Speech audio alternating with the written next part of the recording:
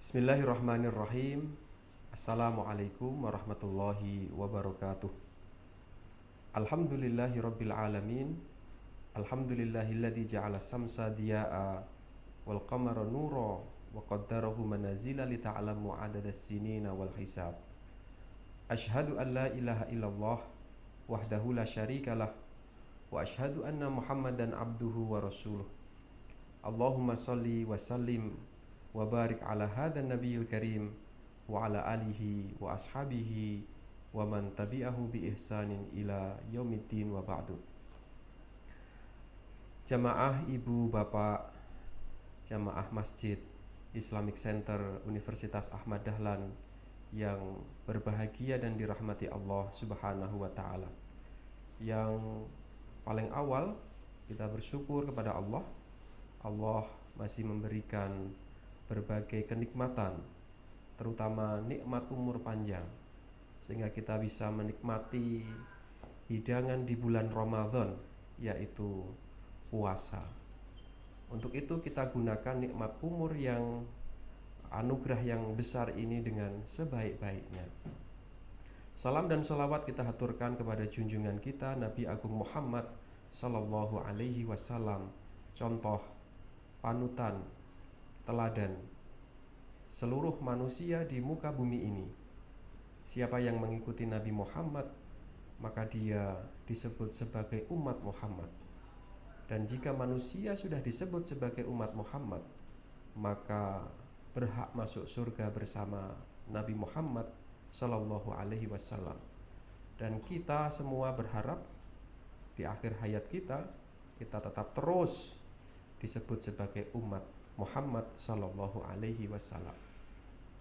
Ibu bapak sekalian, jamaah yang dirahmati Allah, di antara amal perbuatan yang paling dicintai oleh Allah Subhanahu wa taala adalah melaksanakan sholat pada waktunya, sebagaimana hadis yang diriwayatkan oleh Imam Bukhari dalam kitab Sahihnya dari Abdullah bin Mas'ud, bahwa suatu saat sahabat Abdullah bin Mas'ud bertanya kepada Rasulullah Sallallahu Alaihi Wasallam, "Ya Rasulullah, ayyul amali ahabbu ilallah?" Ya Rasul, amal perbuatan apa yang paling dicintai oleh Allah Subhanahu wa taala? Qala, Rasul menjawab, as-salatu ala waktiha, sholat pada waktunya. Tsumma ai, kemudian Abdullah bin Mas'ud bertanya lagi, kemudian adakah lagi? Rasulullah kemudian menjawab, qala birru walidain, berbakti kepada kedua orang tua. Tsumma ai, kemudian bertanya lagi Abdullah bin Mas'ud, apalagi ya Rasulullah? Qala, Rasul menjawab, jihadu fi sabilillah, yaitu jihad di jalan Allah. Terkait dengan sholat pada waktunya sebagai satu amal yang dicintai oleh Allah, as-sholatu ala waktiha, oleh para ulama ketika menjelaskan bagian dari hadis ini disebutkan adalah as-sholatu, yaitu melaksanakan sholat fi awali waktiha, di awal waktunya. Maka untuk itu, mengetahui awal-awal waktu sholat bagi setiap muslim adalah sesuatu hal yang penting. Jamaah sekalian yang dirahmati Allah, di dalam Al-Quran dan juga dalam hadis Nabi dijelaskan, disebutkan terkait dengan waktu-waktu sholat yang 5. Tentu di dalam Al-Quran dijelaskan secara umum, yang nanti kemudian dirinci melalui hadis-hadis Nabi. Misalnya di dalam Al-Quran disebutkan dalam surat An-Nisa ayat yang ke-103, A'udzubillahi minasyaitonirrajim, Bismillahirrahmanirrahim, Fa'idha qudiyatis sholah fadhkurullaha qiyama wa qu'uda wa ala junubikum. Apabila kamu telah melaksanakan sholat, maka berzikirlah, maka ingatlah Allah dalam keadaan berdiri, dalam keadaan duduk, dan dalam keadaan berbaring. Fa'idat maknantum, apabila kamu telah merasa aman, fa'aqimus sholah, maka dirikan sholat. Innas sholata kanat alal mu'minina kitaban mauquta, bahwa waktu-waktu sholat telah ditentukan bagi orang-orang yang beriman. Ayat ini menjadi landasan bahwa waktu-waktu sholat telah ditetapkan melalui nas-nas syariat. Di dalam hadis Nabi dijelaskan lebih rinci, sebagaimana hadis yang diriwayatkan oleh Imam Muslim dari Abdullah bin Amr. Rasulullah Shallallahu Alaihi Wasallam pernah bersabda, waktu zuhri idza zalatis syams wa kana dhilur rajuli katulihi malam yahduril asr wa waqtul asri malam tasfaros syams wa waktu sholatil maghribi malam yaghibis syafaq wa waktu sholatil isya'i ila nisfil lailil awsat wa waktu sholatis subahi min tulu'il fajri malam tatlu'is syams. Bapak Ibu sekalian yang dirahmati Allah, hadis ini memberikan keterangan lebih rinci terkait waktu-waktu sholat, atau lebih tepatnya adalah batasan-batasan kapan sholat yang 5, sholat fardu itu dimulai, dan juga kemudian nanti batas akhirnya. Sholat yang pertama disebutkan oleh Rasulullah yaitu adalah sholat duhur, bahwa Rasulullah menyebutkan waktu zuhri idza zalatis syams. Jadi waktu duhur itu adalah ketika matahari tergelincir. Wa kana dhilur rajuli katulihi malam yahduril asr, sampai ya bayang-bayang sama dengan bendanya sebelum waktu asar masuk.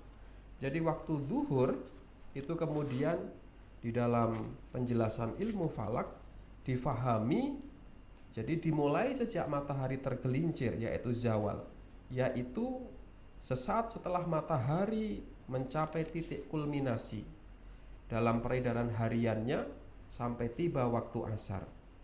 Jadi itu adalah waktu zuhur. Kemudian Rasulullah memberikan penjelasan terkait dengan waktu asar. Rasulullah menyebutkan wa waktul asri malam tasfaros syams, bahwa waktu asar itu batasan akhirnya ya sampai matahari sebelum menguning.